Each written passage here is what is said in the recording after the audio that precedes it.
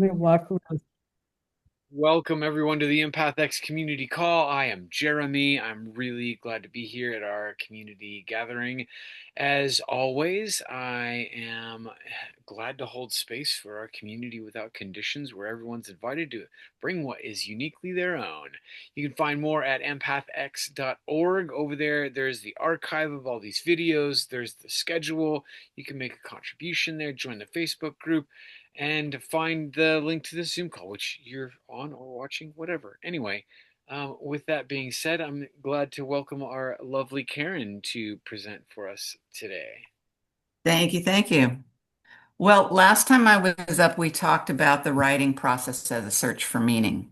And we talked about some ways to examine your own work for those hidden messages from your subconscious, the secret story technique, and mining your own work for meaning. So once you've done that, now what? What's the purpose of that? What are we trying to get to? I always tell writers you're not quite finished. You're not ready to write your first draft until you have found your thematic statement. Your thematic statement is what the story is really about. It's the deeper meaning in your work. It is the moral of the story, if you will. A lot of times when I ask writers, what is the theme of your book? They'll tell me, well, it's a story about family. It's a war story. It's about love. That's not your theme. That's your metaphor. That's the metaphor of what the book's about. The theme is what you believe about that subject. So let's say it's about love. You tell me your book is about love. What about love? What do you believe about love? Love is all you need? That's a thematic statement. That's valid. That's a valid point of view. Love conquers all. Um, love will find a way.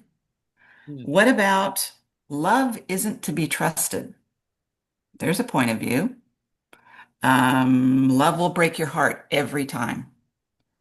These are all valid, but what you need to get to is like what you really believe and why are you telling a love story and what do you believe about it? Um, Oftentimes what you're going to come up with is a cliche.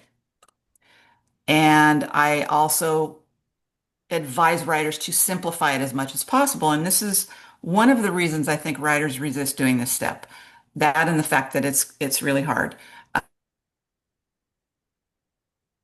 Um, but they think, well, it's a cliche, it's going to be, and it's simple. So my work is going to be, the fear is if it lacks complexity, my work will lack complexity.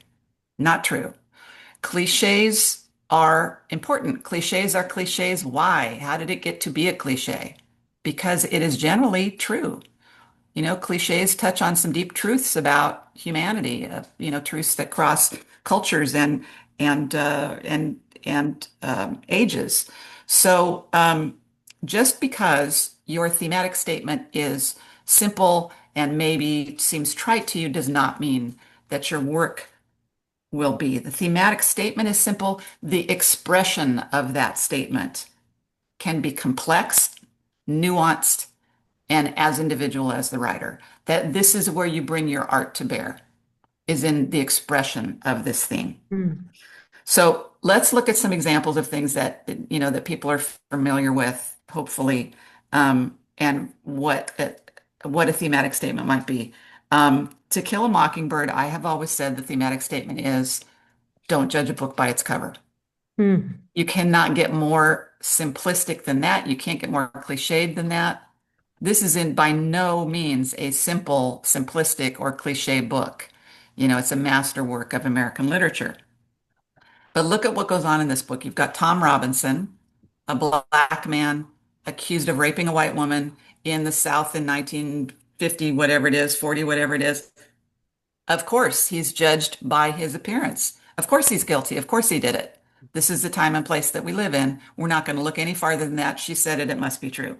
Even Boo Radley, nobody's even seen him, right? They make up all kinds of stories about who he is and what he is. They're afraid of him.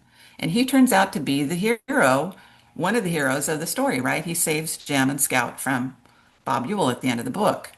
But he because he is this enigmatic, figure, everybody judges him.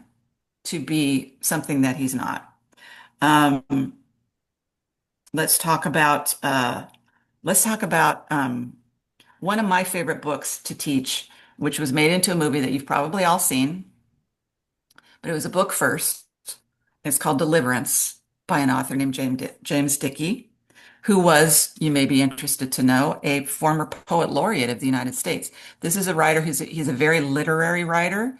He's a very can be a very lyrical writer, but he also is a hell of a storyteller and can tell a very robust, um, just ripping yarn of a story. So we all probably have seen the movie, and if you haven't, you've heard about it, in one scene in particular, but there's a whole lot more to it than that. The theme of Deliverance is those who try to oppose nature will pay a price. You've got these four men, city slickers, right? They decide they're going to go run a wild river before the river is dammed and the river valley is flooded. They have got no business being out there. Only one of them has any wilderness experience. He's taken out of the game early. Canoe capsizes, he compound fracture of his leg, and these other three guys are on their own. Um, and three of them make it out alive, but they are forever changed by their experiences. They have paid a high price for their hubris and challenging nature. And this theme of man against nature is something that Dickey returns to in his work. He has very strong opinions about it. And in his books, nature's going to win every time. Four men go in, three come out. One of them dies. One of them has this major injury that he's probably never going to fully recover from. One of them is sexually assaulted. He's never going to be the same. And the other guy, Ed, our narrator, had to kill a guy. He's traumatized. And the book and the movie make it very clear these guys have paid a high price.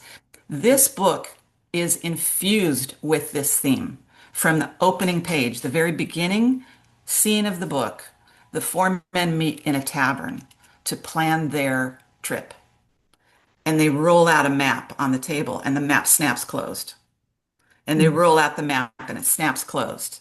And they finally force it open by putting their four beer steins on the corners. So Mhm. we see man challenging nature. And this is the first page, maybe the first paragraph of the book. So um, if you know what your theme is, it's gonna come through the material almost effortlessly. And this is why we're going through this exercise. We talked before about love stories, themes around love. How about one of the greatest movies ever made? The theme is love is sacrifice.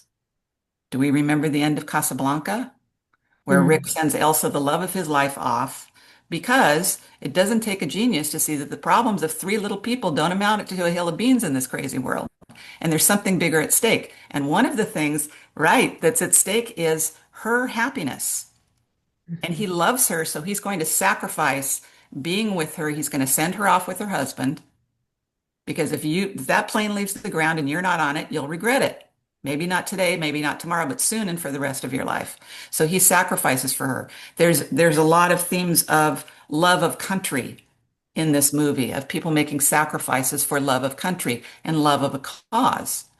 Um, Rick is talking to Louis at one point, and he says, "You know, you ran guns to Ethiopia and you fought for the rebels, or you fought for the loyalists in the Spanish War." And Rick says, "Yeah, I got paid for it both times." And he says, "The winning side would have paid you better." This is a Mm. man who sacrifices for the things that he loves, the things that he believes in.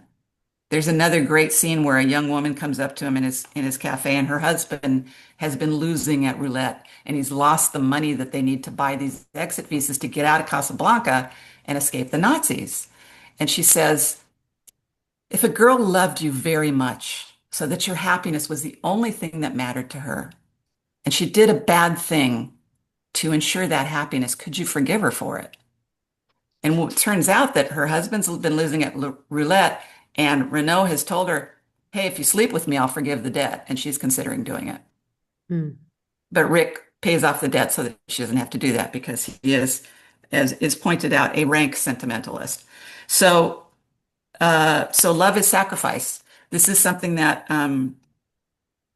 kind of infuses the whole movie. And so, as I said, this is the reason that we do this, because those exercises that we did where you sort of mind your own work, your automatic writing for these singing telegrams from your soul, this is the kind of thing that will come up effortlessly once you know what your thematic statement is. It'll come out in your word choice, in your choice of details, in your choice of scene. It's going to just suffuse the material. And what I recommend is once you know what your thematic statement is, put it where you can see it while you're writing. If you write with a pen and paper, put it big sign above your desk. If you use word processing software like Word, there's a function where you can create a header. Make a header with your thematic statement so that that appears at the top of every page and reminds you what it is that you're about as you're writing.